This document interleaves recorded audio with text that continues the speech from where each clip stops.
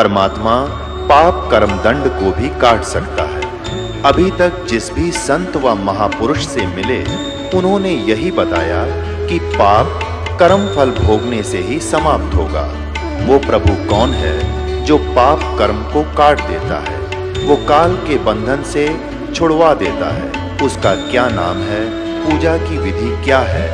कृपया अवश्य सुनिए जगत गुरु तत्वदर्शी संत रामपाल जी महाराज के अमृत वचन। एक सम्मन नाम का मनियार था, गरीब सा, और उसका एक पुत्र था सेऊ, पत्नी थी नेकी।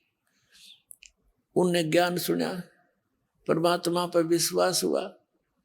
इतने गरीब थे कि हैंड टू माउथ थे, और विश्वास भगवान पर जबरदस्त था। अब कथा सुनानी पड़ेगी इसलिए कि आपका दिल डटे कि ये वो परमात्मा है। आप कोई लेकिन आपको देगा उस समय अपनी राहत, जब उसके प्राप्त करने योग्य आप हो जाओगे, तब पूरा आपके ठाठ कर देगा। अब थोड़ी कथा सुनाता हूं, फिर ये बाद में परमात्मा की वाणी सुनाऊंगा। प्रसंग थोड़ा सा बीच में आ गया कि ये भगवान आपको विश्वास रखना। जैसे परमात्मा कहते हैं, राज्य रमता राम की रजा धरे दो शीस, दास गरीब दरस परस्तिस बैठे जगदीश। आपने परमात्मा की शरण मिली है, आप उसकी रजा में राजी रहना, जैसे भी वो रखे ऐसे ही रहना। कुछ दिन विश्वास करके चलना इस दाता पर, और फिर देखना। कहते नुक्ते ऊपर रिझ जाएगा रे, और करोड़ कर्म जल जाए तुम्हारे। नुक्ते ऊपर रिझ जाएगा। इससे पहले थोड़ी सी कथा और सुनाता हूं। एक हमारा भक्त है, उसका वो ट्रांसपोर्ट का काम करता है। उसके पिताजी ने दीक्षा ली, रिटायर्ड थे वो मिलिट्री से, बड़े सच्चे आत्मा के आदमी थे। इस दास की सन 1997-96 में उसने नाम लिया। 96 में नाम लिया, और बड़ी दृढ़ता से लगे। पहले वो दूसरे और पंथों से नाम कहीं से नहीं ले रखा था, पर इन और जैसे हमारे इस क्षेत्र में विशेषकर रोहतक जिले में महर्षि दानंद की ज्यादा छाप थी, उससे भी प्रभावित थे, पर इस ज्ञान से वो काफी एकदम बदल गए। फिर उन्होंने अपने बच्चों से, उसका लड़का जो पूना रहता था, उससे कहा बेटा मैं नाम ले लिया, तुम भी ले लो। वो मानना नहीं। अब पिताजी तो बहका लिया, इसके पास थोड़ी बहुत या पैसे दिखे हैं, कोई लुटेरा इन लूट लेगा। पर वो बच्चा उसकी मानना, निर्बाप बच्चे की कुकरबान आंखें देख रहा, सारी बात सुन रहा। कहने का भाव ये है कि वो बच्चे नहीं माने। कुदरती उसने 2 पाठ रखवा रखे थे अपने दोनों पोतों के उपलक्ष्य में। उसकी उस दौरान मृत्यु होगी, 3 साल नाम 96, 97, 98 मृत्यु होगी। तो मृत्यु के समय उनके संकल्प किए हुए पाठों को कराना उनका मजबूरी बन गई बच्चों की। तो उस समय उसने वो नाम सुने, ज्ञान सुनना पड़ गया, मजबूरी होगी उसकी। अब कहते हैं सोचल सिद्धर मैं करूं अपने धन के काज। तो उस लड़के ने परमात्मा का ज्ञान सुना। पहले तो बिल्कुल विपरीत विचार रखता था, तुरंत बदल गया, पूरे परिवार को दीक्षा दिलवा दी। उसके पास 1-2 गाड़ी थी उस टाइम। दीक्षा लेकर वो चला गया। सीडी हमारी कैसेट बना रखी थी पहले हमने, ये वो ले गया सारी। उसने सारा कुछ सुना, बहुत अच्छी तरह दृढ़ता से उसको समझ में आ गया, सारा ज्ञान कंप्लीट दृढ़ हो गया। उस दौरान क्या हुआ कि उनकी एक गाड़ी एक्सीडेंट हो गई, और उसका गलती से किसी कारण से वो इंश्योरेंस एक ही दिन आगा पीछा हो गया था। तो वो उस टाइम इस शहर की कीमत थी 80-90 हजार रुपए की हानि उसको होगी। उसकी माँ को उसने संदेशा दिया कैसे ऐसी होगी। उसकी माँ कहने लगी भाई यू नाम छोड़ दो, देख नाम लिया तेरा बाबू मर गया, और तो हमने नाम लिया तेरी गाड़ी 80,000 का नुकसान हो गया। लेकिन वो लड़का समझ गया था कसूती तरह, तो अपनी माँ को तो जैसे तैसे उन्हें संतुष्ट किया। फिर वो बताओ था बाद में, कहने लगा जी मैंने तो ये हाथ फैला के ये कहा था परमात्मा अपनी शरण से दूर ना करना, चाहे भीख मंगवा लियो, आपका दास रहे आपकी शरण में। नो कहता जी मैं तो उस दिन के बाद और आज तक उस परमात्मा ने ऐसी रजा बख्श रखी उस बच्चे पे, सैकड़ों की संख्या में तो गाड़ी दे दी, और उसका दान धर्म की पूरी नीत आज तक ज्यों की त्यों है। तो परमात्मा कहते हैं नुक्ते ऊपर रिझ जाएगा रे, करोड़ कर्म जल जा तुम्हारे। वो नुक्ता था, जब फेल हो जाता तो खत्म था, वो तो हो लिया था और घना हो जाता।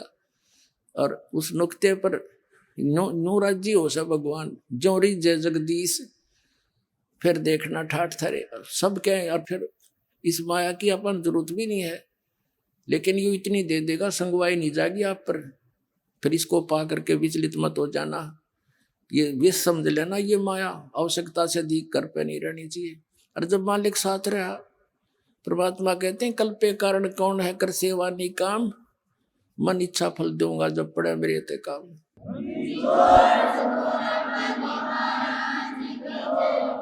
तो इस तरह की दृढ़ता और सच्चे भाव से मालिक में समर्पण आप पर होना, तो आप कहा जाएगा ना उस दिन, फिर देख लेना भगवान क्या नहीं कर सकता। एक प्रमाण नहीं, लाखों प्रमाण दास दे सकते याद है इस परमात्मा के।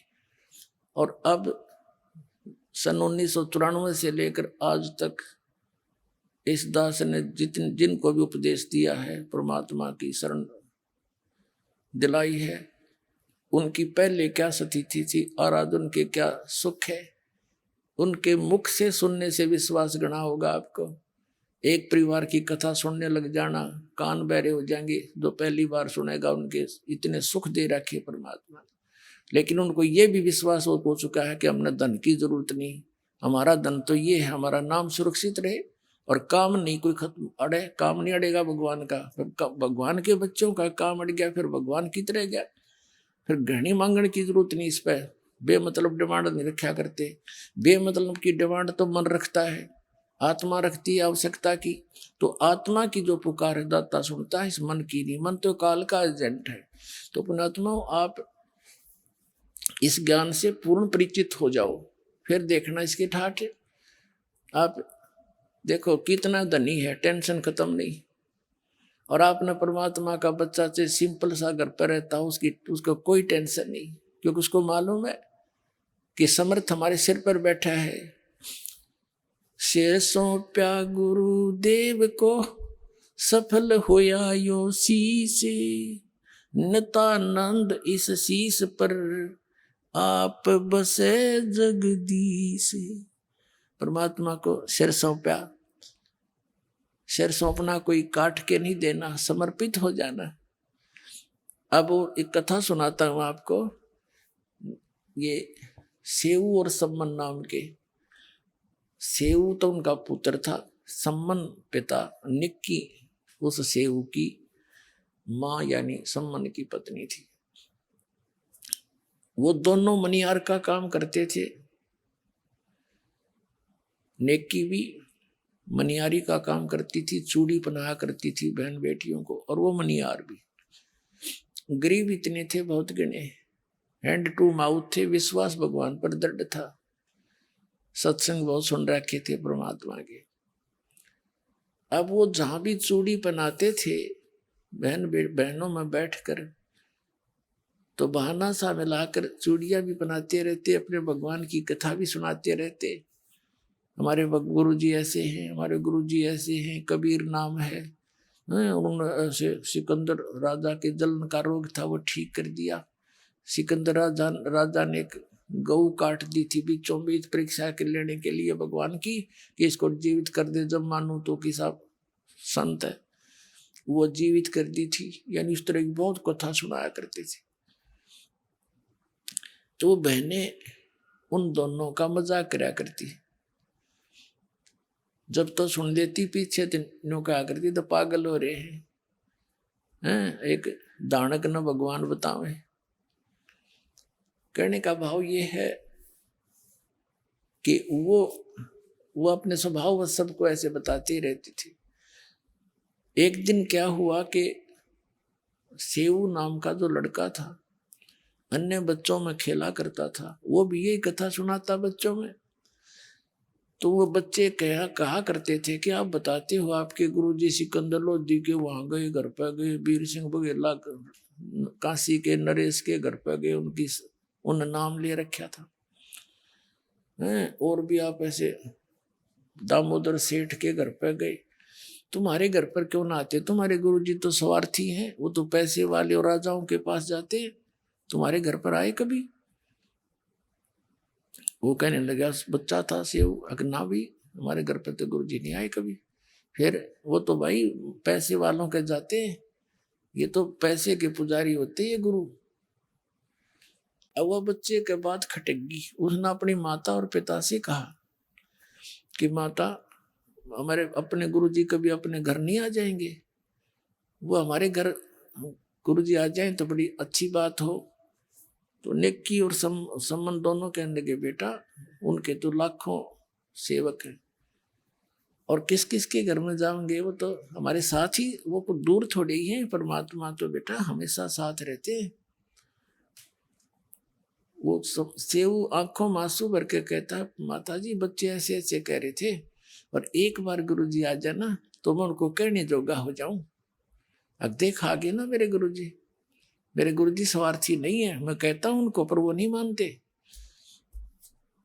तो वो कहने लोग ऐसे उनकी चर्चा हो रही थी और नेकी और सम्मान उनको समझा रहे थे, बेटा हमारे साथ ही रहते हैं, वो दूर थोड़े ही है, अब किस किस के घर जाएंगे गुरुजी ऐसे ऐसे। और उधर से ये एक कमाल नाम का लड़का 10-12 वर्ष का, उसकी मृत्यु हो गई थी, उसको जल प्रवाह कर दिया। कुछ कबीले ऐसे हैं जो ना दफनाते हैं, जमीन में नहीं गाड़ते हैं, ना जलाते हैं मुर्दे को, वो जल प्रवाह कर देते हैं। 4 प्रकार से दाग दिए जाते हैं इस बॉडी को, शरीर को। एक तो जमीन में दबा देते हैं, दूसरा सभा कर देते हैं, जला देते हैं, और तीसरा एक बड़ा सा मचान बनाकर ऊंचा सा पिलर उसके ऊपर डाल देते हैं, उसको पशु पक्षियां खा जाते हैं, या जंगल में डाल देते हैं कहीं सुरक्षित स्थान। और चौथे प्रकार का जल प्रवाह कर देते हैं, कुछ ऐसे कबीले हैं तो उन्होंने उसको जल प्रवाह कर दिया मुर्दे को। और एक शेख तकी नाम का मुसलमान पीर था, सिकंदर लोधी, दिल्ली के बादशाह का। कबीर परमात्मा जी ने सिकंदर लोधी के जलन का रोग था, जिसने सब जगह इलाज करा लिया था, और सब ने ये कह दिया था कि ये आपके प्रारब्ध का कर्म है, आपको भोगना ही पड़ेगा, कोई इसका विकल्प नहीं। वो कबीर परमात्मा के आशीर्वाद मात्र से ठीक हो गया था सिकंदर लोधी। तो उस कारण से सिकंदर लोधी की आस्था कबीर परमेश्वर में घड़ी हो गई थी। और वो धार्मिक गुरु ईर्षा करने लग गया कबीर साहब से कि इसने तेरा स्थान ले लिया। वजीर 2 और 2 फकीर ये कभी आपस में मेल से नहीं रह सकते। तो उन दोनों का शेख तकी को एक आग सी लगी रहती थी, ईर्षा की अग्नि में वो जलता रहता था, किस प्रकार इस कबीर को नीचा दिखाऊं।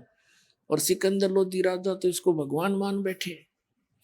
तो शेख तकी ने कहा कि सिकंदर लोधी राजा, आपने एक हिंदू काफिर को गुरु बना दिया है, और मैं सब मुसलमानों को बताऊंगा कि राजा काफिर हो गया है और उसको गुरु धारण कर लिया है, हिंदू क्रियाएं करने लग गया है। अब सिकंदर लोधी दिल्ली के बादशाह को पता था कि इसकी बात को पूरा मुसलमान भारत का मानता है, क्योंकि वो पूरे मुसलमान धर्म का हेड था, मुखिया था। उसमें जनता होगी कि तो बात बिगाड़ेगा, जनता को विरोध कर देगा और तेरा राज्य जाएगा। चिंतित हो गया। कबीर साहब को पता चला, कारण बताया गया। तो कबीर साहब ने कहा, पूछ ले ये कैसे प्रसन्न होगा तेरा पीर। तब सिकंदर लोधी ने पूछा, पीर जी आप क्या चाहते हो? कि आप इसको भगवान मानते हो, कबीर को अल्लाह मानते हो? हमारे हजरत मोहम्मद जी ने एक गाय को जीवित कर दिया था, मेरे सामने कोई ये मुर्दा जीवित कर दे, मैं मान लूंगा ये अल्लाह की जात है। तो कबीर साहब ने कहा ठीक है भाई, कोई मुर्दा लिया सिकंदर और शेख तकी ला, करता हूं कोशिश, जो हो गया था। अब शेख तकी कहने लगा मैं कहां से लाऊं, कभी टाइम आएगा जब देखूंगा तुझे। इतने में वो टेंशन, वो तो उसको बनी हुई थी, सिकंदर लोधी गए। परमात्मा टेंशन नहीं देख सकता अपने बच्चे की। दरिया के किनारे खड़ी ये बातें हो रही थी, दरिया के अंदर वो बहता हुआ मुर्दा 12 साल के बालक का आ रहा था। सभी ने देखा कि वो मुर्दा आ गया, मुर्दा आ गया। कबीर साहब ने, शेख तकी कबीर साहब सब जो अंगरक्षक थे राजा के, उनके साथ वहां गए हुए थे, वो सभी खड़े हो गए आगे भागकर। तब कबीर साहब ने कहा शेख तकी पहले तू कोशिश कर ले, कदे बाद में नंबर बनावे मैं भी कर दूं। तो सभी ने कहा ठीक है पीर जी आप भी ट्राई करो। शेख तकी करेगा फूफा, वो आगे चला गया मुर्दा काफी दूर।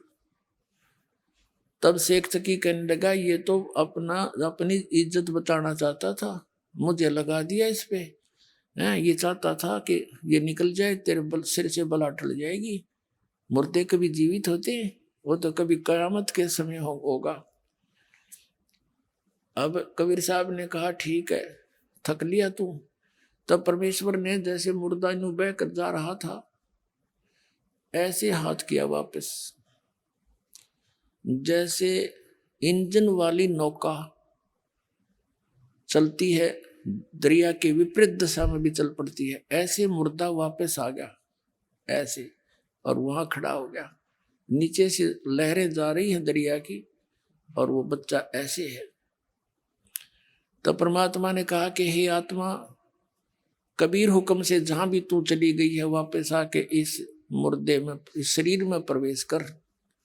इतना ही कहा था परमात्मा ने। लड़का ऐसे ऐसे कंपने लगा, एकदम खड़ा होकर बाहर आया, दंडवत प्रणाम किया। बोलो सतगुरुदेव।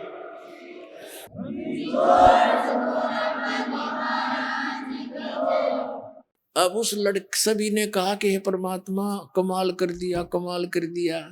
कबीर साहब ने कमाल कर दिया, उस लड़के का नाम कमाल रख दिया। अब लड़के को आप पता नहीं मेरा कौन, मैं कहां से था, कौन था, भूल गया सारी पिछली। तब परमात्मा ने उस बच्चे को अपने साथ रख लिया, अपने पुत्र के रूप में। कबीर साहब ने ना कोई विवाह किया था, कोई स्त्री नहीं थी उनकी। 2 बच्चों को, मुर्दों को जीवित किया था। एक तो ये कमाल नाम का था, एक कमाली उस शेख तकी की लड़की थी 12-13 वर्ष की, वो भी मर गई थी, मृत्यु को प्राप्त हो गई थी, कब्र में दबा रखा था। उस लड़के के जीवित होने के पर भी उसने संतोष नहीं हुआ शेख तकी ने। उसने सोचा ना बनी बात, ये तो और ज्यादा महिमा होगी। उसने सोचा कि मेरी लड़की कब्र में दबा रखी है और मेरे दोनों हाथों में लड्डू हैं, यदि लड़की जीवित होगी तो मेरी होगी, और हारेगा तो कबीर हारेगा, ना हुई तो ठीक से। तो उसने सारे मुसलमान धर्म को प्रेरित किया, अपने आसपास के जितने उसके दिल्ली के मुसलमान थे कि भाई राजा तो काफिर हो गया, ये हर वो हर शॉट बट मारी, अब क्या करें शेख तकी, पीर जी आप बताओ जो आदेश दो कि हम आपके साथ हैं। तो उन्होंने कहा राजा से हम पूछेंगे कि इससे कहो मेरी लड़की को जीवित करके दिखा दे, तब मानेंगे ये भगवान है। तो सारे बोलिए ठीक, क्योंकि हम इतने भोले सा हैं, एक नेता के पास से होके मेरे को बंद करा दिया, हम सारी करने तैयार। वो अपना बेनिफिट देखता है, मूर्ख हमें बनाते हैं ये लोग। ऐसे ही हुआ, हजारों की संख्या में जनता पहुंच गई। राजा ने कारण पूछा, कारण बता दिया, फिर टेंशन होगी, सिकंदर लोधी को क्या तो बात बिगड़ेगी। तब कबीर जी को ये संदेश मिला, परमात्मा ने कहा कि ऐसे कहो, इसको कह दे 3रे दिन इस लड़की को जीवित कर दूंगा, लेकिन आसपास के पूरे क्षेत्र में मुनादी करवा दो, अनाउंसमेंट करा दो कि ये 3रे दिन कब्र से लड़की निकाल के जीवित की जाएगी। अब उसी समय से तो सारे ढिंडोरे पिटवा दिए, और राजा ने आसपास सब जगह मुनादी करवा दी, अनाउंसमेंट। लाखों की संख्या में लोग, कई हजारों की संख्या में लोग इकट्ठे हो गए, दर्शक। कब्र फुड़वा दी। अब कबीर साहब ने कहा कि शेख तकी, अब तू कर ले जंतर मंतर अपनी बेटी को जीवित करने के लिए। तो उपस्थित जन कहने लगे, जी इसके पास कोई शक्ति होती है आत्मिक, तो अपनी बेटी ने कौन मरने देता है, आप ही कृपा करो। तो परमात्मा ने कहा कि हे शेख तकी की लड़की जीवित हो जा। नहीं कोई एक्शन हुआ। दूसरी बार फिर यही कहा, तीसरी बार फिर यही कहा कि हे शेख तकी की लड़की जीवित हो जा। लड़की जीवित नहीं हुई। तो शेख तकी ने भंगड़ा पा दिया, नाचा कूदा, देखा मैं कह रहा था ये झूठा है, ठग है, कोई मुर्दे जीवित होते हैं, देखो भैया, है ना। तब कबीर साहब बोले डट जा, रुक जा शेख तकी।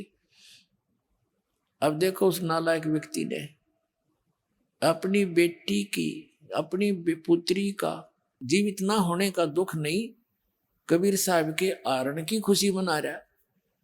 तब परमात्मा ने कहा कि हे जीवात्मा, जहां भी चली गई है, कहीं पर भी किसी योनि में, वहीं से उस शरीर को छोड़ और इसमें प्रवेश कर, वहां से आर वापस आ।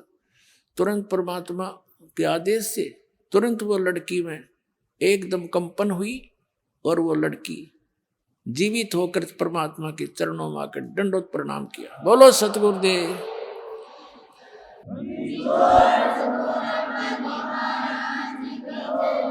अब सबने कहा कि हे भगवान, कमाल कर दिया, कमाल कर दिया। लड़की का नाम कमाली रख दिया। अब उस लड़की से कहा परमात्मा ने कि जा बेटी तेरे पिता के साथ। लड़की ने 1.5 घंटे तक प्रवचन किया परमात्मा की पावर से और कहा, पिताजी मेरे असली परम पिता मिल गए मुझे। तुम्हें बंधु च सखा, तुम्हें माता च पिता, तुम्हें आप मिल गए मुझे। इस नकली पिता का और मेरा संस्कार समाप्त हो चुका था। आगे मैं दूसरी योनि में जाने की तैयारी कर रही थी, पशु पक्षियों की, और ये परमात्मा मेरे वहां गए और मुझे वहां से छुटवा के लाए। ये लोगों, ये जनता वालों, ये भगवान है, ये अल्लाह है, अल्लाहू अकबर तुम्हारे सामने खड़े हैं। मैंने पहले इससे आज से तीसरे जन्म में, चौथे जन्म में मैंने परमात्मा की शरण ग्रहण करी थी। 4 वर्ष तक वो भक्ति की थी जो इन्होंने मुझे मंत्र दिया था। फिर लोक लाज में आकर मैंने वह छोड़ दी थी। उसके कारण फिर मुझे दो मनुष्य जीवन और मिले। ये मनुष्य जीवन मेरा इतना ही था, आगे मानव जीवन का संयोग मेरा नहीं बचा था। इस परमात्मा ने फिर दया करी मेरे पर। और लोगों, चरण पकड़ दो इसके।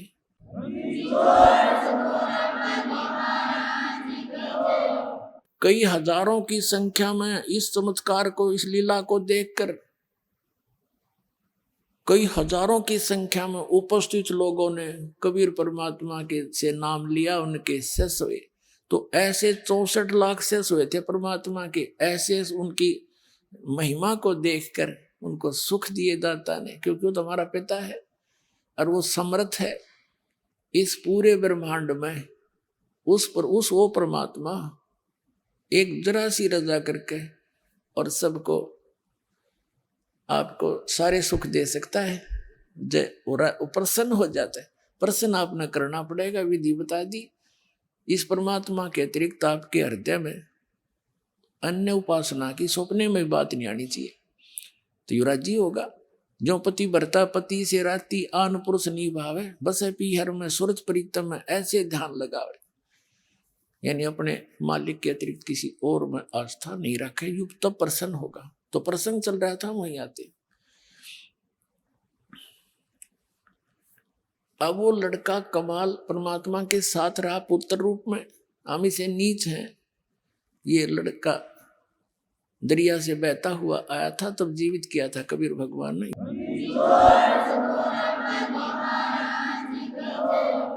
ये हम इतने नालायक हो गए, हम भगवान को भी धोखा देते हैं। ये कमाल नाम का जो लड़का था परमात्मा ने जीवित किया था, अपने बच्चे की तरह रखा, इसको वो अमृत ज्ञान दिया, भक्ति दी, इसका पालन पोषण किया। जब ये जवान हो गया 20-22 वर्ष का, तो फिर ये तो परमात्मा से डेली कथा सुना करता था, आम आदमी ने याद हो जाती है, तो उसको भी याद होगी। हम इसे भोले भाले हैं, यही हम मार खाते आए हैं। कहते हैं गुरु को तजय बजय जो आना, तापसुआ को फोकट ज्ञाना। अब क्या था, परमात्मा के सुने ज्ञान को, उन्हीं कथाओं को आप सुनाने लग गया। जवान वैसे था, अच्छी सुरीली आवाज थी, तो बहुत सी जो संगत थी वह परमात्मा को थोड़ा और कमाल को ज्यादा चाहने लगी। परमात्मा तक ये बातें आई। उन्होंने सत्संग के माध्यम से बहुत बार कहा कि भाई गुरु को तजय बजय जो आना, तापसुआ को फोकट ज्ञाना। अपने यानी अपने गुरु के अतिरिक्त यदि आप किसी में आस्था रखते हो तो आपको उस पशु को कोई ज्ञान नहीं है, फोकट ज्ञान है उसका। और कहा करते थे कि ये कमाल तुम्हें क्या देगा, ये तो आप एक पुजारी है, इस तरह बहुत बार कहा। लेकिन हम इतने नालायक हैं, हमने यही किया था सतलोक में, जहां हमने मार खाई थी। भगवान कहा करते तुम निरंजन यू क्या देगा तुम्हें, इसकी क्रिया मत देखो, ये तपस्या करा करता था। लेकिन हम अंदर से उसको चाहते रहे। उधर से फिर हम इसके साथ यहाँ आगे देख क्या दुर्गति होगी हमारी। तो परमात्मा ने कमाल को भी धमकाया, भाई अपनी सीमा में रहा कर, ऐसा अच्छा नहीं लगता। अंत में क्या था कि वो कमाल फिर परमात्मा ने कई बार झटक दिया और वो वहां को परमात्मा को छोड़कर चला गया। उसने सोचा कि बहुत सी जनता तेरे साथ होगी है और ये सब तेरी महिमा करते हैं, नारा आश्रम जा बनाया। और बहुत सी संगत ये मूर्ख उसके साथ उसके मीठी मीठी बातें माँ के उसके साथ हो गई। अब बताओ वो एक नकली व्यक्ति क्या देगा उनको, भगवान छोड़कर उनके साथ लग लिए। ये लंबी अलग कहानी है, फिर बताऊंगा। तो वो कमाल नाम का पुत्र परमात्मा के साथ रहता था। उसको अभिमान हो गया था कि मैं जो गुरुजी की सेवा करता हूं और कोई नहीं कर सकता। अब पुण्यात्मा मालिक को पता था, अंतर्यामी थे वो, तो कई बार इस तरह की बातें कमाल जी ने कर दी थी। भगवान ने कहा था कि अच्छा बेटा, परमात्मा कहा करते बेटा तेने सेवक तो देखे नहीं है मेरे, ये भूत लाग रहे रोने। अभी न पता लग गया कि सचमुच बहुत बुरी बना है।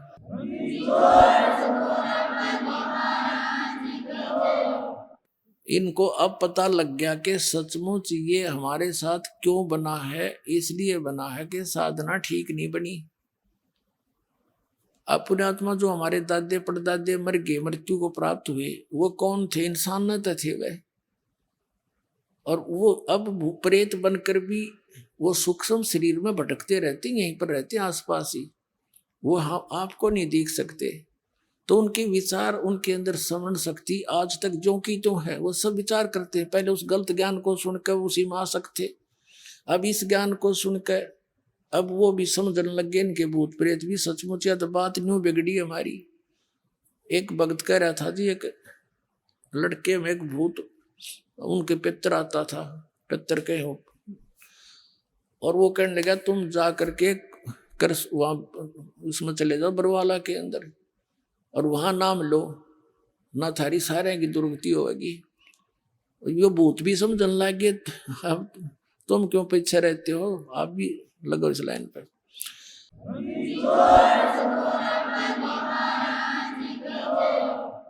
अब जो प्रसंग चल रहा है, परमात्मा ने उस कमाल की फड़क निकालनी थी। जो मैंने आपको बताया कि वो छोड़कर चला गया, वो तो बहुत बाद की बातें हैं। पहले वो साथ रहता था और उसको इस बात का भ्रम हो गया कि मैं सेवा कर हमारा भगवान की सेवा यू जीव कर सकता है, जो सबका पालक, वो तो समर्थ है। सेवा दे रखी थी, कर्म बिगाड़ने नहीं चाहिए, बनाने चाहिए थे। उसको ये भ्रम हो गया था कि मेरे जैसा सेवक नहीं हो सकता कोई। जैसे अर्जुन को भ्रम हुआ था कि मेरे जैसा भक्त सेवक श्री कृष्ण जी आपका नहीं होगा कोई। उसकी फड़क निकालने के लिए कहाँ गए थे? मोरध्वज के घर पे। राजा मोरध्वज अपने पुत्र ताम्रध्वज को राज तिलक देने की खुशी में एक अनुष्ठान कर रहा था, तो वहां चले गए थे। तो उन्होंने वहां उनसे कंडीशन रखी थी, मेरा शेर मनुष्य का मांस खाएगा। वह कथा आपने सुन रखी है। तो उसने फिर माता मोरध्वज ने और उसकी पत्नी ने अपने पुत्र ताम्रध्वज को आरे से चीर दिया था और 2 फाड़ कर दिए। वो भगवान श्री कृष्ण ने फिर जीवित कर दिया। अर्जुन की फड़क काटी थी कि भाई तूने क्या था मेरे जैसा सेवक को ना, सेवक तो तूने देखे नहीं। अब देखो पुण्यात्माओं, इसी लीला को गाते गाते सुनते सुनते हम बहरे हो गए कि इस कारण से हमने उनको श्री कृष्ण को भगवान मान लिया। और वही श्री कृष्ण जी अपने भांजे अभिमन्यु को जीवित नहीं कर सका, जो महाभारत के युद्ध में मारा गया था। सुभद्रा के पुत्र थे अभिमन्यु, अर्जुन के पुत्र। पांडवों का कुल नाश हुआ था, सारा कुल पांडव रोए थे, सुभद्रा रोए थी और कृष्ण रोए बैठ के अपनी बहन के दुख में। श्री कृष्ण जीवित नहीं कर सका। तब धर्मदास ने पूछा था भगवान कबीर जी से, परमेश्वर जी से, कि ये क्या कारण था, फिर आप ही समाधान बताओ। परमात्मा ने कहा कि मोरध्वज के पुत्र ताम्रध्वज की आयु शेष थी, उसको मार के जीवित कर देना ये कोई बड़ी बात नहीं, तो आम संत कर देता है, ऐसी बात है, जादूगर कर देता है। लेकिन अभिमन्यु की श्वास शेष नहीं थे, आयु शेष नहीं थी, इसलिए फेल हो गए। और परमात्मा कबीर जी ने उन दोनों बच्चों की आयु शेष नहीं थी, वो दोनों की बढ़ा दी। तो समर्थ कौन? समर्थ का शरणाग हो रंग होरी हो, और कदे ना हो अकाज राम रंग होरी हो।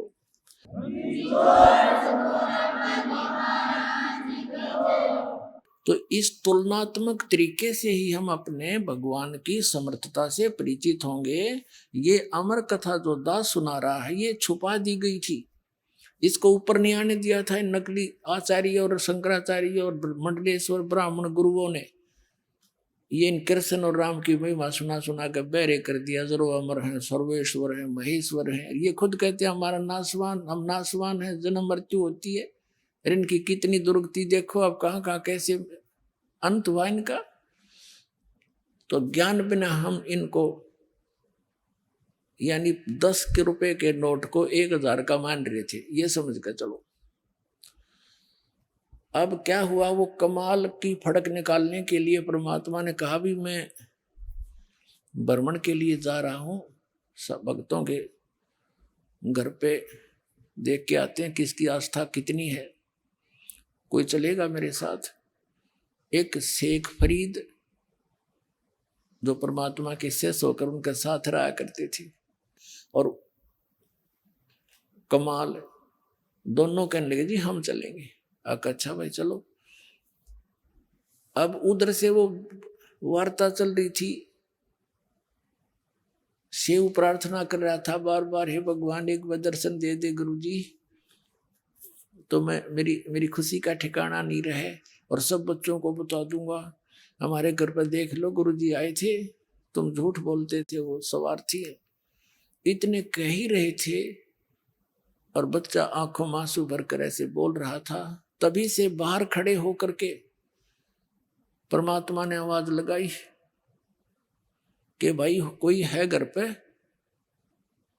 अब झोपड़ी थी, एक तो जैसे लंबे लंबे घेर वैसे घेर लिया करते स्थान, चारों तरफ बाड़ लगा रखी थी, एक मेन गेट सा बना कर लकड़ी का, वही एक झोपड़ी डाल रखी थी और एक रहने का पीछे झोपड़ी डाल रखी थी, बीच में 50-100 फुट का अंतर था। वो पीछे बैठे बातें कर रहे थे, आगे बैठने के लिए अलग से अतिथि के लिए बना रखी थी वह झोपड़ी, वहां मेन गेट था उनका। तो दोनों एक वो सावधान से हुए, नेकी कहने लगी कि गुरुजी जैसी आवाज आ रही है, बाहर बोल रहे हैं। अब सम्मन कहने लगा, गुरुजी यहाँ कैसे आएंगे, कैसे हो सकता। हम चर्चा कर रहे थे ना, इसलिए हमारे कानों में वही आवाजें गूंज रही हैं। थोड़ी सी देर में फिर आवाज लगाई कि भाई है कोई घर पे सम्मन, अरे सम्मन। अब वो कहने लगे आवाज गुरुजी की है। अब दोनों तीनों भाग लिए बाहर को देखने के लिए। क्या देखा सामने, वो 3 संत खड़े हैं, 2 भक्त और 1 परमात्मा खड़े। अब उनको विश्वास नहीं हो रहा कि गुरुजी और हमारे द्वार, गरीब के द्वार पे, मतलब गरीब अमीर से नहीं, भगवान गुरुदेव आगे इतनी श्रद्धा। वो ऐसे हो गए जैसे स्वप्न देख रहे हो, आंखें फाड़ फाड़ कर। काफी देर तक, कुछ सेकंड के लिए ऐसे सब स्तब्ध से हो गए। तब उसने, कमाल ने कहा कि गुरुजी को अंदर भी चलने की कहोगे या यहीं खड़े रखोगे। तो वो ऐसे आंख सी मसल कर देखा, चरणों में गिर गए तीनों के तीनों। और अब महाराज अंदर बैठो, हे भगवान आज ही चर्चा कर रहे थे, आप तो अंतर्यामी हैं, आप तो पल पल की आवाज सुनते हो, आपका बच्चा आज ही याद कर रहा था आपको। वहां बाहर वाली बैठक में बैठा दिए, सब चौपड़ी में, जैसा भी फटे पुराने कपड़े उनके पास उपलब्ध थे गरीबों के, मालिक बैठ गए सौंकते। अब सम्मन ने जल करवाया, जल पानी पिलाया, चर्चा करते रहे। भगवान बड़ी दया करी, कैसे दया करी गरीब की झोंपड़ी पर, आप तो समर्थ हैं दाता, आज ही आपकी बच्चा आपको याद कर रहा था। ऐसे चर्चा चलती रही, काफी देर भी समय बीत गया। फिर सम्मन ने कहा कि भगवान भोजन की सुनाओ। परमात्मा ने कहा भी रोटी खावांगे, भूख लग रही है, भोजन प्रसाद करेंगे। अब सम्मन आया घर पे अपनी पत्नी के पास और कहा गुरुजी भूख लगी है, पैदल चल कर आए, खाना बनाओ। अब नेकी कहने लगी कि घर पे तो आज आटा नहीं, 1 रोटी का भी आटा नहीं है। तो सम्मन ने कहा जाओ किसी से उधारा ले आओ, मांग ला उधारा। वो कहने लगी मैं पूरी आसपास जहां जहां भी मुझे आशा थी उनके पास में जा चुकी हूं उधार मांगने के लिए, सब ने मना कर दिया। तो सम्मन कहने लगा कि ला तेरी ये चूंदड़ी जो ओढ़ रखी थी, चीर, ये तेरा कपड़ा, इसके गिरवे रखा हूँ, मैं ले आता हूँ कहीं से। वो कहने लगी मैं इसको लेकर गई थी गिरवे रखने के लिए, ये फटी हुई 1-2 जगह से, किसी ने नहीं दी। अब सम्मन बैठ गया कलेजा पकड़ के, कि भगवान आज क्या बनी। प्रथम बार परमात्मा आए और आज ये भूखे जाओगे। हे भगवान इस पापी को ऐसे दारिद्र में जन्म दिया, मैं अपने भगवान को भोजन नहीं करा सकता। न रो बुरी तरह। पुण्यात्माओं,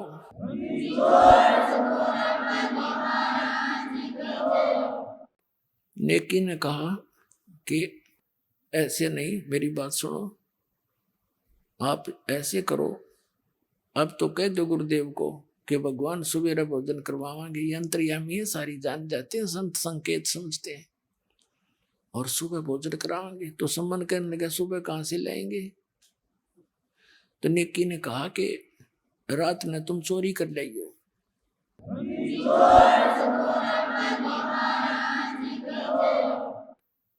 अब प्रतिदिन वो लड़का सुना करता था प्रवचन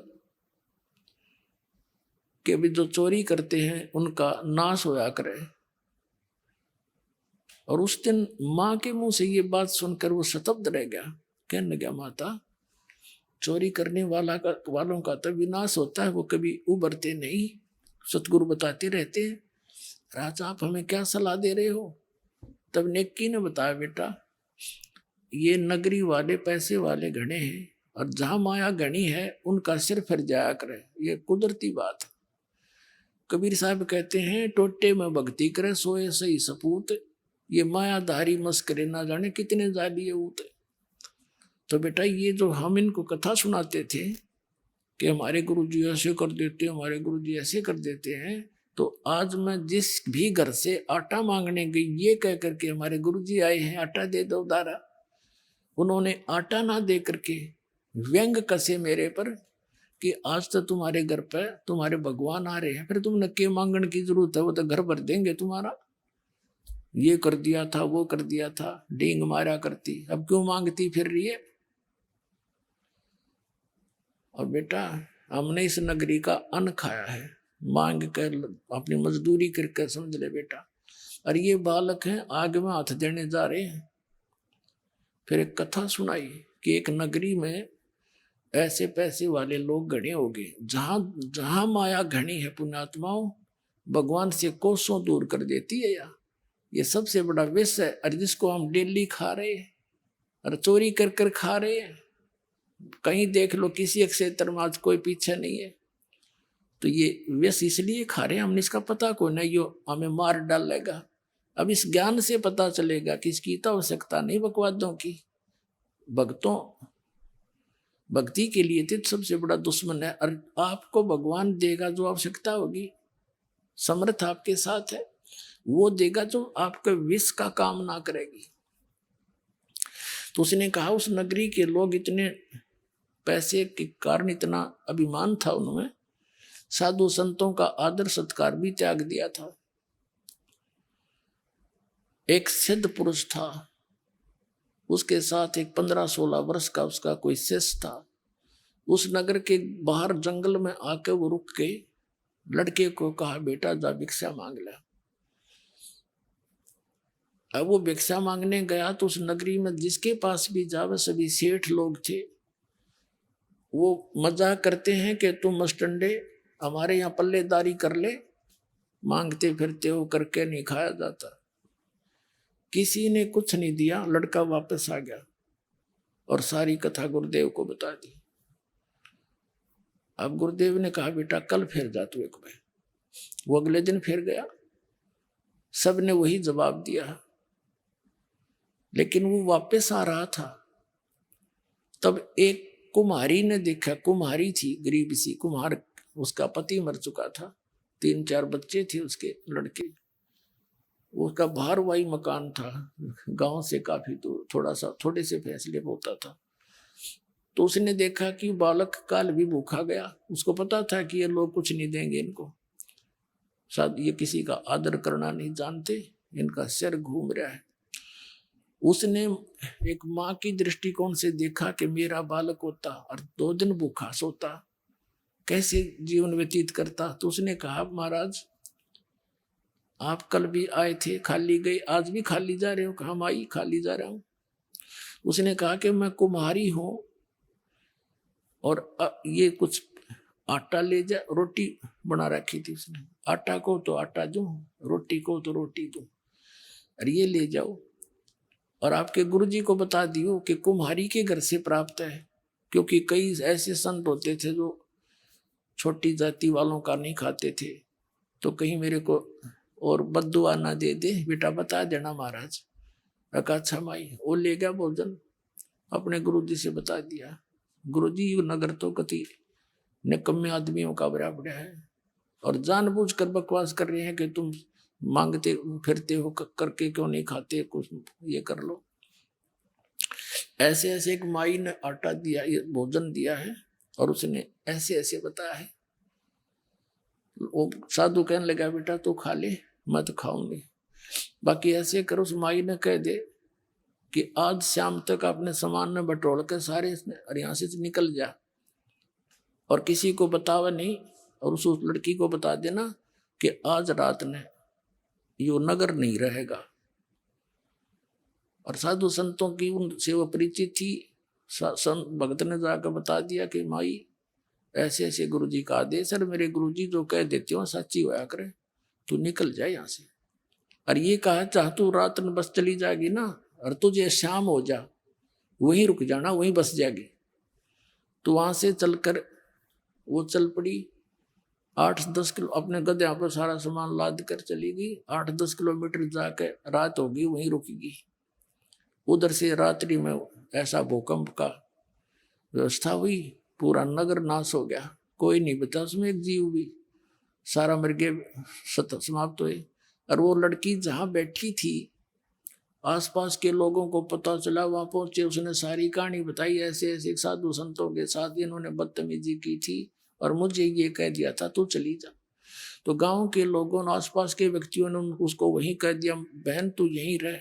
उसका मकान झोंपड़ी झापड़ी डलवा दी, गणिया जमीन दे दी, वो उड़े बस गई। अब उस लड़की ने बताया, वो गांव बना हुआ बताते हैं उसके नाम से। अब उस लड़के, अब वो नेकी बता रही है कि बेटा इन गेला नो बनेगी, ये परमात्मा तो कुछ कह को नहीं, ये तो चले जाएंगे भूखे पैसे, लेकिन यू काल फिर इनको, ये बच्चे सारे भगवान के हैं और काल को दाव लग जाएगा, नुक्ता मिल जाएगा इनका नाश करने का। अपने आत्मा जैसे प्रधानमंत्री का कोई निकम्मा डले मार दे, प्रधानमंत्री कुछ ना कहे उनको, लेकिन पुलिस वाले उसकी बाह पकड़ के रिसा संवारेंगे, याद रखेगा। तो इसी प्रकार कबीर साहब तो ये हमारे भगवान हैं, ये तो नहीं दुख देंगे, लेकिन काल फिर उनको बख्शा नहीं, क्योंकि इस डर से कि इस मालिक को इन्होंने ऐसे कैसे कह दिया, तो इसलिए ये सब खत्म हो जाएंगे बेटा, एक नियम है यहाँ का, अब तुम देख लो। लेकिन उस चोरी किए हुए धन को हम दान करेंगे, हम छुएंगे नहीं बेटा। इस नगरी को बसाना चाहते हो तो मांग लो। तो फिर मान गए वह। अच्छा माता जी, गुरु जी से बोल दिया महाराज सुबह भोजन करावाएंगे। अच्छा बेटा बस कोई बात ना, सुबह खा लेंगे, तो भूख सी भी ना रही। अब कहने का भाव ये है कि दोनों पिता पुत्र चोरी करने चल पड़े। एक सेठ का जाकर वो उसमें सुराख कर लिया, अंदर घुसने का पाड़ ला लिया, सेंध ला दी उसमें। अब लड़का कहने लगा पिताजी आप बाहर खड़े रहो, मैं जाऊंगा अंदर, और मैं पकड़ा भी गया तो लोग मुझे बालक करके छोड़ देंगे, आप पकड़े गए तो मालिक ये इस सेठ का यहाँ के नवाब तक नाता है, आपको बहुत भयंकर सजा दिला देगा। सम्मन बोला बेटा और तू तेरे को ये सजा दे दी तो मैं कैसे जीऊंगा ना, मैं जाऊंगा, मैं तो मर जाऊंगा, पर तुम मैं आटा फेंक दूंगा तो लेकर भाग जाना।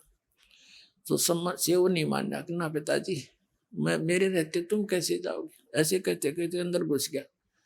सम्मन ने कहा बेटा थोड़ा सा लेना, 3 शेर, इससे ज्यादा नहीं।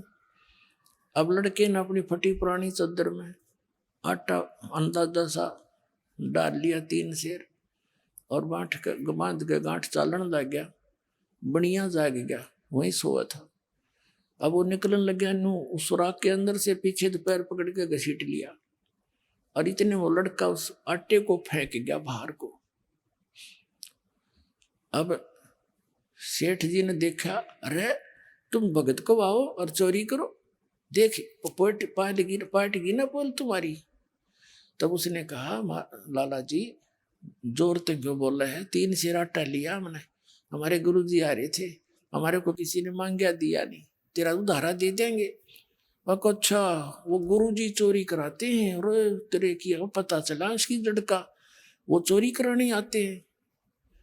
अब सब से ने सोची देख अब यह और बात बिगड़ेगी, गुरुजी को भी सजा दिवाओगे तो बड़े नकम्मे आदमी भाई। उधर से फिर सम्मन लेकर आटे को गया। नेकी ने पूछा पुत्र कहाँ है, उसने बताया कि वो तो लाला जी ने पकड़ लिया और बांध दिया खंभ के। आइए अब हम उन श्रद्धालुओं के अनुभव जानते हैं जो जगत गुरु तत्वदर्शी संत रामपाल जी महाराज जी से दीक्षा प्राप्त कर चुके हैं तथा उनके द्वारा बताए गए भक्ति मार्ग पर चल रहे हैं। नमस्कार सर। नमस्कार सर। क्या नाम है सर आपका? सर मेरा नाम अनूप दास है। सर कहाँ के रहने वाले हैं आप? सर मैं बस्ती शेख, जिला जलंधर, पंजाब का रहने वाला हूँ। सर आपने संत रामपाल जी महाराज से नाम दीक्षा कब ली? सर बंदी छोड़ सतगुरु रामपाल जी की कृपा से मैंने 14 अप्रैल 2017 को नाम दीक्षा लिया मैंने। सर संत रामपाल जी महाराज से नाम दीक्षा लेने से पहले आप कौन कौन सी साधनाएं करते थे? सर जी मैं नाम दीक्षा लेने से पहले मैं एक ज्योत सर्वव्यापक जो कि लुधियाना के लाडोवाल में डेरा है उनका, और वहाँ से मैंने नाम दीक्षा लिया हुआ था। फिर उसके बाद मैं बाबा बालानाथ की चौकियाँ भी किया करता था और भेंटे भी बोला करता था। रात को 2-2 बजे तक 3-3 बजे तक मैं भेंटा भी बोला करता था। और फिर उसके बाद जैसे कि शिवरात्रि पे शिवलिंग के ऊपर जल चढ़ाना, फिर उसके बाद मंदिर में जाना और भी देवी जो हिंदू धर्म की जो देवी देवताओं की पूजा होती है वो सब भी करता था मैं। सर आप इतनी सारी साधनाएं करते थे, उन सब से आपको क्या क्या लाभ मिले? सर लाभ की बात तो छोड़िए, लाभ तो आया ही नहीं मुझे कभी भी। मैं लाभ के बारे में सोचता था कि मेरा लाभ, मुझे लाभ कब मिलेगा, मुझे सुख कब मिलेगा, मेरे घर को सुख शांति कब मिलेगी। सिर्फ और सिर्फ बस यही सोचता था कि हाँ भगवान है कौन, असल में परमात्मा है कौन, बस यही करता रहता था। उसके बाद तो दुखों का पहाड़ ही टूट पड़ा था। हम यहाँ पर रहते थे 18 साल से, जलंधर में 18 साल से पूरा परिवार रहता था। एकाएक हमारा यूपी में घर बन गया, वहाँ पर ना लाइट थी ना कुछ थी। वैसे ही हम लोग चले गए। हम लोगों ने कहा चलो अब सही हो जाएगा, सब कुछ सही हो जाएगा। फिर उसके बाद वहाँ पर गए तो वहाँ पर जाने के बाद मैं 1 साल में पूरा घर का पूरा ही नक्शा बदल गया हमारा। पूरे परिवार में सब बीमारियों से रोने लगे कि यार क्या हो गया, अब सही होगा, आगे कुछ नहीं होने वाला। नहीं, आगे एक मुसीबत ख़त्म होती थी तो दूसरी मुसीबत ऑटोमेटिकली शुरू हो जाती थी। ऐसे करते करते करते हम लोगों ने कहा चलो अब सही हो जाएगा, अब सही हो जाएगा। उतने में ही मेरी बहन की शादी पड़ गई। बहन की शादी पड़ी तो उसके बाद मैंने कहा कि अब कहाँ से करें, कैसा करें, पैसा तो है नहीं हमारे पास। मेरी मम्मी ने कहा कि बेटा शादी पड़ी है तो तुम जलंधर चले जाओ। तो मैंने कहा चलिए ठीक है, जलंधर चले जाता हूँ। फिर उसके बाद एकाएक मेरे घर में परेशानियाँ बढ़ती गई कि पहले मेरे भैया के जो पैर पे ऐसे भरा हुआ सिलेंडर गिर गया तो 6 महीने तो भोगते रहे, तो हमारा कोई काम कुम हुआ नहीं, कोई काम नहीं हुआ, कोई पैसा नहीं हुआ। जो भी जेब में 1-2 रुपये था, रात को एक निवाला भी खाते थे। सोचा पैसा है नहीं, कहाँ से शादी करेंगे, ये टेंशन में मम्मी मेरी रोती थी। घर पे एकाएक एक मेंबर को स्किन की प्रॉब्लम होनी शुरू हो गई एकाएक। पहले मेरी माताजी को हुआ, फिर उसके बाद मेरे भैया को हुआ, फिर मेरी बहन को हुआ, फिर उसके बाद मुझे भी वो धीरे धीरे रोग ने घेरना शुरू कर दिया। तो मैंने कहा कि हे परमात्मा, अगर कहीं है, हमने इतनी भक्ति की, रात रात को चौकियाँ भी की, सब कुछ किया, और मुझे अभी भी नहीं पता लग रहा कि ये सब हमारे साथ हो क्यों रहा है। जैसा कि आपने बताया कि आपके पूरे परिवार पर दुखों का पहाड़ टूट गया था, तो सर आप संत रामपाल जी महाराज की शरण में कैसे आए? सर जब मम्मी ने मुझे कहा कि आप जलंधर चले जाइए, वहाँ से काम कीजिए वहाँ पर जाके, तो मैं तो जब ट्रेन में बैठा तो रोने लगा। मैंने कहा अब ना घर जाऊँगा ना कहीं जाऊँगा। मालिक थे, एक तो मैं अपने मालिक का मैं कर्जा हो गया था, 40-45 हज़ार रुपये कर्जा हो गया था। उन्होंने भी एक जोत सर्वे आपस से नाम दीक्षा पहले लिया हुआ था। तो जब मैंने वहाँ से यहाँ से रोते रोते मैंने कहा अगर रखेंगे ठीक है, काम देंगे ठीक है, नहीं तो मैं घर नहीं जाऊँगा, अपनी शक्ल नहीं दिखाऊँगा। कि भाई शक्ल जाऊँगा भी तो क्या दिखाऊँगा मैं शक्ल। तो मैं जब वहाँ पर पहुँचा तो पहले तो मैंने उनको फ़ोन किया। मैंने कहा अपने सर जी आप कहाँ पर हैं? वो कहते हैं कि मैं सत्संग हाल में हूँ। तो मैंने कहा कि अच्छा सत्संग हाल में है, मैं भी वहाँ पर ही हूँ। तो वहाँ पर जब पहुँचा तो वहाँ के जो डेरा और समर्थक थे ना, वो बोलने लगे मुझे, कहते तुम्हारा जो मालिक है वो ऐसे ऐसे हो गया, उसने नाम दीक्षा किसी और गुरु से नाम दीक्षा ले लिया। मैंने कहा देखिए मेरी इतनी बात है कि मैं एक बार उनसे ज़रूर मिलूँगा, मिलने के बाद तभी बताऊँगा कि क्या बात है क्या नहीं, क्योंकि मैं उनसे 15 साल से काम कर रहा तो मैं उनको अच्छी तरह जानता हूँ। तो जब उनसे मिला रात को, शाम को 7 बजे, मैंने कहा सर जी आप कहाँ पर थे? मैं तो सत्संग हाल में ढूंढ रहा था। कहते हैं मैं इस सत्संग हाल में नहीं था, मैं सतगुरु रामपाल जी महाराज जी के सत्संग हाल में था, तो जो जलंधर में सत्संग होता है वहाँ पर था। तो उसके बाद उन्होंने मुझे समझाया, कहते देख मुझे तो पता है कि तेरी हालत तो बहुत बुरी है। मैंने कहा वो तो बुरी है, मेरा तो बहुत बुरा हाल है, रखना रखिए, 40,000 रुपये 45,000 रुपये कर्जा हूँ मैं आपका, रखना रखिए, नहीं रखना है वो भी ना रखिए, मैं और कहीं चला जाऊँगा, ना किसी को शक्ल देखो ना कुछ। वो कहते हैं एक बार बैठ, शांति से बैठ, शांति से बैठ के मेरी बात सुन। मैंने कहा अच्छा बताइए। वो कहते हैं कि ऐसा कर तू तेरे पास मोबाइल है? मैंने कहा हाँ मोबाइल है। तो कहते हैं ये मेमोरी कार्ड ले, मेमोरी कार्ड डाल के अपने मोबाइल में, और इसको संत रामपाल जी का जो सृष्टि रचना है ना उसको सुन। मैंने कहा ठीक है, मैं कहा सुनता हूँ, सारी ज़िंदगी भक्ति की है मैंने, चौकियाँ की है, ये सब किया, तो मैंने कहा ये भी कर लेता हूँ। पर जब मैंने सृष्टि रचना सुनी तो मेरे तो होश उड़ गए कि मैंने कहा ये सब था। तो उसको मैंने एक बार सुना तो मुझे समझ में नहीं आया, 2-3 बार सब सुना ना तब उसको मुझे समझ में आया। तो मैंने अगले हफ्ते ही कह दिया, मैंने कहा भगत जी मुझे नाम दीक्षा दिला दीजिए, मुझे नाम दीक्षा दिला दीजिए। तो उसके बाद कहते हैं चलो ठीक है। अगले हफ्ते वो मुझे अमृतसर ले गए, वहाँ पर नाम दीक्षा दिलाया। जब नाम दीक्षा दिलाया, नाम दीक्षा लाने के बाद मेरा भार ऐसे ही उतर गया पूरा का पूरा। सर संत रामपाल जी महाराज से नाम दीक्षा लेने के बाद आपको क्या क्या लाभ मिले?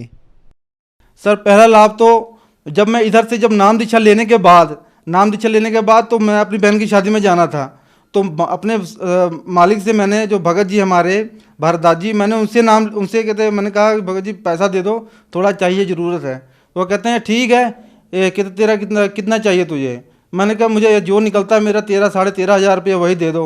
वो कहते हैं कि मैंने कहा आगे तो बहुत कर्जा हूँ, 40-45 हज़ार, वो तो वैसे नहीं था, पर मेरे को जो काम किया वो दे दो, बहुत ज़रूरी है। कहते ठीक है, जितना पैसा है ले ले। 13,500 रुपये लेकर मैं वहाँ पर गया।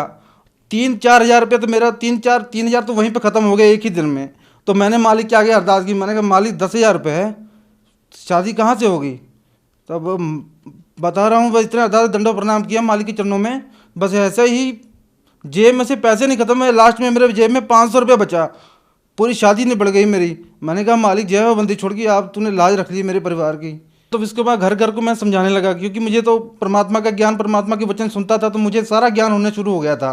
तो मैंने जब अपने घर वालों को बताया ना, घर वाले कहते बात तो तेरी सही है, ये सब प्रमाण दिखाता है, तो बात तो तेरी सही है, पर हम जो भक्ति करते हैं अगर उसको ना करें तो हमें हानि तो नहीं होगी। तो मैंने कहा नहीं, आप परमात्मा शरण में आ जाइए, आपको परमात्मा की दया से हानि नहीं होने वाली कुछ भी। फिर इसके बाद जब 3 लोगों ने नाम दीक्षा लिया ना, जो वो बीमारियां थी वो धीरे धीरे, जो लाइलाज हो चुकी थी, वो धीरे धीरे अपने आप ही खत्म होती चली गई। पता नहीं लगा कहाँ चली गई बीमारियां वो वाली।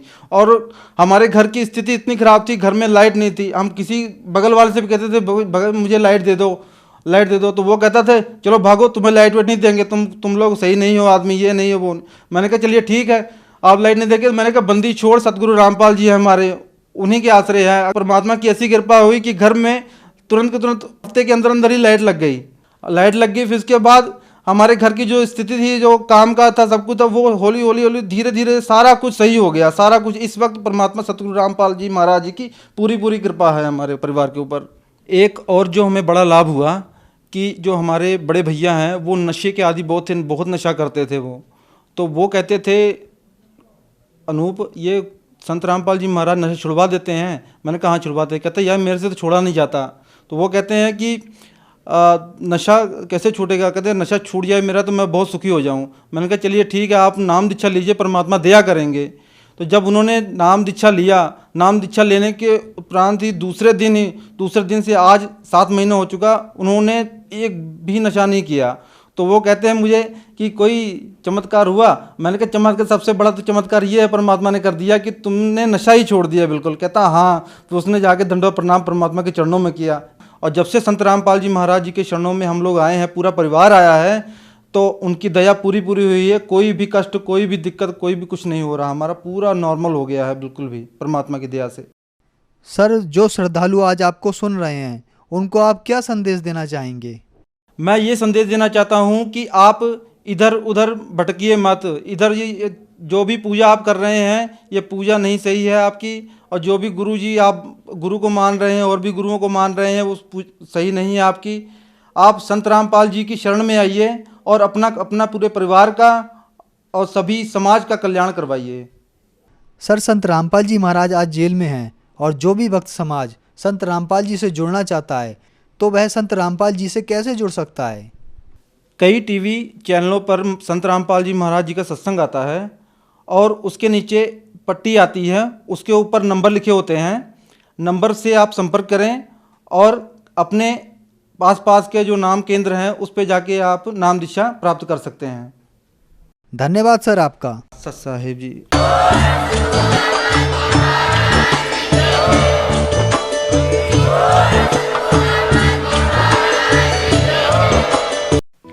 आप सुन रहे थे जगत गुरु तत्वदर्शी संत रामपाल जी महाराज के मंगल प्रवचन। अधिक जानकारी के लिए संपर्क करें।